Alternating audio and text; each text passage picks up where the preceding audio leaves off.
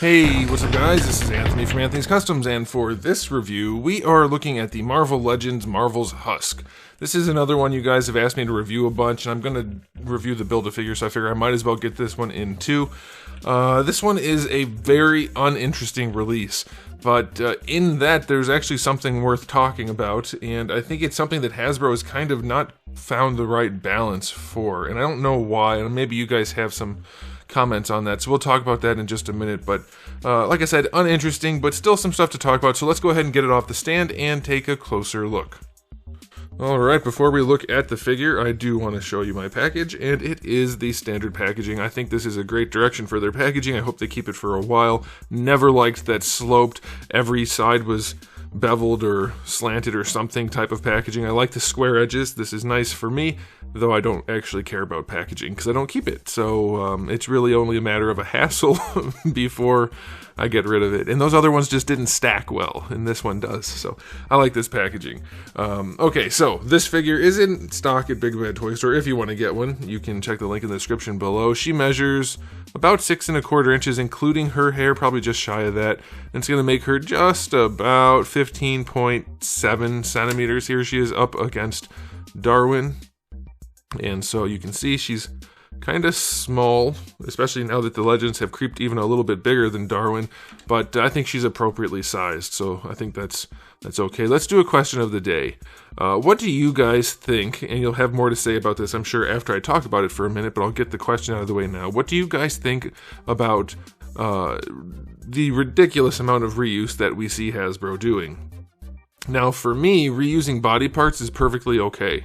It's something that has to happen across every action figure line, unless you want the prices to just go up and up and up and up and up. You know, a lot of people say repaints pay for new sculpts, and that's true, because you have to get your money out of molds, or you can't just make new molds for everything. I mean, even Jada's doing recolors, and I hope they do even more recolors going forward, because it's nice to get repainted variants for certain things, but for Marvel, it's not that useful. Some characters reuse the same suits, and so it's okay, but Hasbro's been going about this, I think, in the wrong way, and we'll get into that in just a minute. So let's talk about this figure. It is basically the exact same thing as the, what was her name? Monet something or other? I can't remember her name. Basically the exact same figure. And the reason I think it's okay in this case is because neither of them are A-list or probably even B-list characters. And also it happens to be a decent body. So there's two things going on there. One, nobody's dying for this figure, and if they are, it's probably good enough. I think a lot of people are probably dying for, like, I don't know, a good Hulk figure, for instance. But Hasbro's not putting money into that. They're doing repaints for Hulk rather than making new sculpts. I think this is where repaints are perfect, and this, coincidentally, isn't even a repaint, it is just the same figure. But this is a good way to do it. Release characters that aren't as popular as repaints, and so to speak, and make new sculpts for the more popular characters.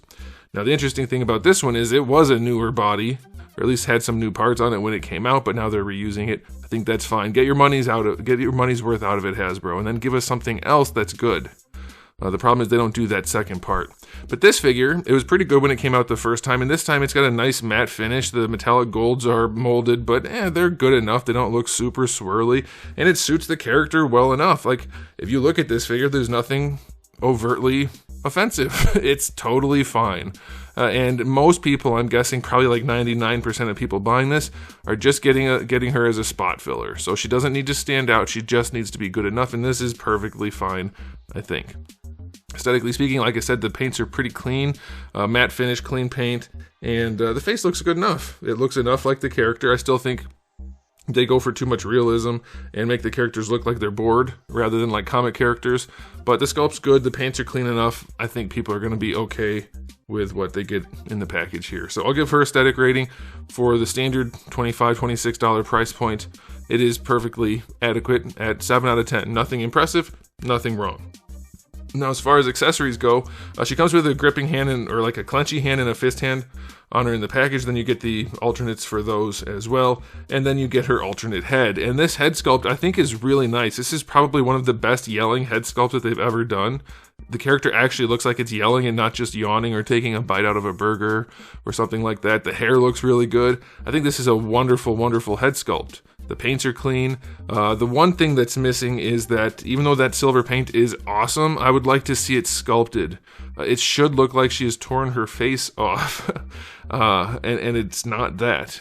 So, you know, it's missing a little bit of sculpt work there, so that's unfortunate, but the paint is super clean and it still looks really good, and at a distance you're not going to notice that anyway, so that's fine. And then lastly, you get that little piece of face that she might have torn off, and that's fine. Like, it's a decent enough thing. Like this figure, well, let me give it a rating. 7 out of 10 for accessories. Nothing remarkable, but good enough. But here's my point. I probably didn't quite get to it in the first segment.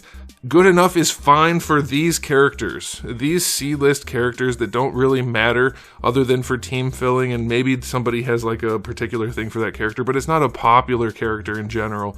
Good enough is fine. That is just fine. Save the money on this. Give us a new Spider-Man body that's good. Give us a new Hulk body that's good. Give us a new Wolverine body. Like, we need more good, like the Ultimate Iron Man. That's wonderful. We need more of that and more reuse that makes sense. Stop giving us 15 reused body parts or 15 reused bodies out of every 20 figures. Maybe 10 and 10. Like, spread it out a little bit better. Give us more for our money for the ones that more people want to buy. I think that's the key thing here for Hasbro. I don't know if I'm making my point well enough. I have not had enough sleep, but you guys can let me know if I'm making. But let's go ahead and do the articulation really quickly, even though we've seen this all before. You're still not going to get much range out of the head. Hair's getting in the way, and the articulation is just pretty limited anyway. Shoulder pads are connected to the arms, though, so that's really nice. You're going to get all your standard range out of that. No problem at all. Bicep swivel is fine. Double jointed elbow is fine. Like I said, this was a good body when it came out. The only real issue I had then, and I'm not sure if I mentioned it, I think I did, is that you can't rotate her arm pads to use her hands, because her elbows and her forearms and her hand guard piece are all on one piece, so rotating it around to use her hands is kind of a problem. Not a huge deal, but it is irritating, so be aware of that. But she works fine. She leans back nicely, she leans forward nicely, she leans to the side. It works just fine. It's a perfectly adequate figure. Nothing remarkable, nothing offensive. It is just, she kicks high, she goes back, out to the side. Better than 45. It is perfectly acceptable. And I think what Hasbro needs to do is come up with more perfectly acceptable releases so that they can do the good ones that stand out and nobody's pissed off in the meantime. Instead, they make some of these perfectly acceptable and most of them pretty bad, including the anchor ones. They don't have anchor figures most of the time these days. They're just all bad. So it works. It's still gummy. Like, gosh, I can fold the foot. It's still gummy. It's still nothing special. But 7 out of 10 for articulation, and final verdict, 7 out of 10. Perfectly acceptable, nothing impressive, just good enough to get by, but that's fine for a character like this. The problem is when we have the main characters that are also just 7s out of 10. Or lower, like a new Hulk figure, for instance, where the price doubles and the quality dips. So things like that bother me. But for figures like this, a 7 out of 10 is all it needs to be, and I'm fine with that. If you don't want a 7 out of 10, don't buy it. That's perfectly reasonable. I wouldn't buy this if I wasn't reviewing it because I don't care about the character. But if I was trying to fill up a team or get this character, I would be unoffended.